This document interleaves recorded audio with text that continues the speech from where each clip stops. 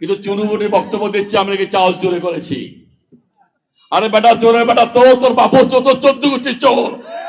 তোর বাপ ছিল রাজাকার, হাজার হাজার কোটি টাকা ব্যবসা করেছে জাতীয় পার্টির আমলে।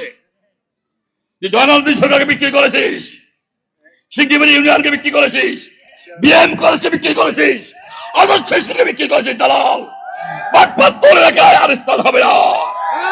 আর রাজীব প্রধান ওই চোরকে সাথে নিয়েছে আর এক বরবাদ করে এই বদমাই।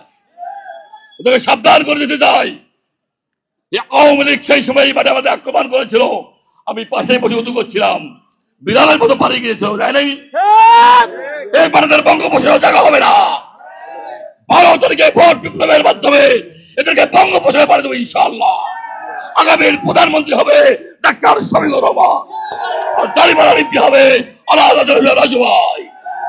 মার্কা আছে রে, আরে করছে মার্কা ইনশাআল্লাহ। সংসদে হিন্দু ভাইদের কি বাড়িতে নওদা বসে। আসসালামু আলাইকুম ওয়া রাহমাতুল্লাহ। আর একটি কথা, আমাদের হা ভোট আছে, হা ভোট, হা এবং দাঁড়িপাল্লা 2টা ভোট মারতে হবে, পারবেন তো ইনশাআল্লাহ?